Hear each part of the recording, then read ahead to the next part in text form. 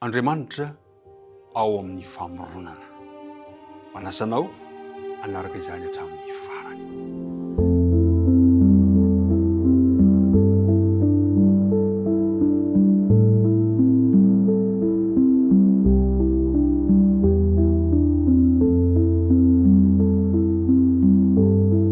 Faly tafahoana aminao indray amin'ity androany ity. Misaotra antsika rehetrarehetra izay manjoy tsy tapaka, mampahery mivavaka ao anay, ary izay ihany koa dia mampahery sy mivavaka ho antsika tsirairay avy. Ny fiadanany tompony ho aminao sy ny ankohonanao. Iaraka hivavaka isika raha nomboka ity fotoana ity. Andriamanitra rainay eo. Misaotra anao izahay noho ny tantaranao anay tamin'ny alina mangina, ka ny foazonao izahay miaraka eto indray androany. Tsy herinay izany natanjakay fa avy aminao irery ihany. Ankehitriny anefa dia mahatsiaro ny tsy fahatanteranay izahay, koa mangataka fanadiovana, mangataka famelan-keloka. Ary raha andinika ny teninao ary dia aoka ilay fanahy masina mba ho arotsaka ao am-ponay anazava izay tianao ambara. Amin'anaran'i Jesosy no angatan'izany vavaka izany. Amen. Filazantsara an'izao no 7:17 no anomboantsika izao dinika izao dia lay andinina atao tadina, zay mihitsy ilay izy. Ary izao no fiainana mandrakizay dia ny mahafantatra anao izay Andriamanitra tokana sy Jesosy Kristy izay efa ny rainao. Filazantsara ny Jaolina 7:20 ka ny 9:7. Mahafantatra an'Andriamanitra. Andriamanitra ao amin'ny famoronana. Azoko antoka fa samy mino isika fa ilay Andriamanitry ny Baiboly no Andriamanitry ny fiandohana. Izy no Andriamanitry ny famoronana. Ka raha vao manokatra ny Baiboly ianao dia ny teniny voalohany amin'ny Baiboly, Genesis toko voalohany ka ny 9 manao hoe: tamin'ny voalohany Andriamanitra nahary ny lanitra sy ny tany. Ilay Andriamanitra lazaina eo dia lazaina amin'ny teny Hébreu hoe Elohim. Io ilay hoe Andriamanitra nahary ny lanitra sy ny tany.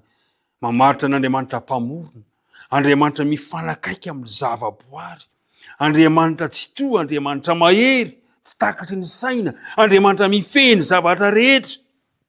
Izy no miteny, ny feony fotsiny dia voaforona ny zavatra rehetra. Mpiara midinika rehetra, avelao Andriamanitra mba hiteny amin'ny fiainanao, ka afaka mamorona fiainam-baovao aminao. Avelao Andriamanitra mba hiteny. Amin'ny fomba ahoana ny tenen'Andriamanitra aminao? Amin'ny alalan'ny teniny, amin'ny alalan'ny Baiboly izany. Misy anarana anankiray koa izay hita eo manaraka eo amin'ny Genesis toko 2. Amin'ny Genesis toko 2 indray dia ahitantsika ny anaran'Andriamanitra amin'ny 7. Ary vovotany no namorona ny Jehovah Andriamanitra ny olona, ary no fofinaina mavelona ny vavorona, dia tonga olombelona izy. Ilay Andriamanitra tarehy famoronana dia ilay atao hoe Andriamanitra Elohim, Andriamanitra izay mifanakaiky amin'ny zavaboary. Fa ilay Andriamanitra hita amin'ny famoronana ny taran'ny olombelona indray dia hoe ary vovotany namorona ny Jehovah Andriamanitra ny olona. Ilay Jehovah Andriamanitra eto dia tsy izy indray fa Yahvé Elohim. Zany hoe Andriamanitra manakaiky kokoa, manakaiky ny olona. Andriamanitra mahery, Andriamanitra tsy toa, Andriamanitra tokana sady marina, fa Andriamanitra manakaiky antsika olombelona.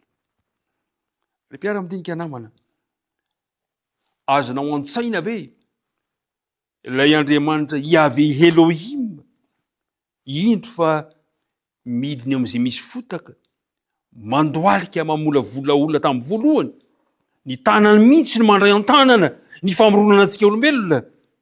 Tsapanao ve izany? Voalaza teo fa ary vovotany namorona ny Jehovah Andriamanitra ny olona, ary nofofony ny fofinaina mavelona, dia tonga olombelona izy. Ry mpiara midinika namana, Andriamanitra manatona akaikikaiky antsika ilay Andriamanitra eto. Ny fofinainy mihitsy no nataony ao aminatitsika tsirairay avy. Isaorantsika Andriamanitra no izany zava-dehibe ataony amintsika izany. Izany hoe ilay Andriamanitra Yahvé dia maneho an'Andriamanitra mifanakaiky, mifandray ety amin'ny olombelona tsirairay avy. samy nampiasain'io anarany io avokoa. I Mosesy nampiasainy io, nampiasain'ny Mosesy io amaritana ny toetra zay nampiavaka an'Andriamanitra. Ry mpiara midinika namana, ilaitsika ny mieritreritra ireo toetran'Andriamanitra roa ireo, sady manana fahefana amin'ny zavatra rehetra izy, feno zavaboary ilay Andriamanitra Elohim, ary manana ihany koa fahefana hanakaiky antsika. Tsy lavitra antsika Andriamanitra, akaiky antsika izy. Zay ny voalaza amin'ny asan'ny apôstôly toko fa 7 ka ny 7 sy 8. Asan'ny apôstôly toko fa 7 andininy fa 7 sy 8 manao hoe tsy mba lavitra antsika rehetra izy. Mahafinaritra zany. Izy no ivelomantsika sy etsentsika ary iainantsika. Ary ny nataon'ny mpanao tononkira sasany taminareo hoe faterany koa isika. Akaiky atsika Andriamanitra.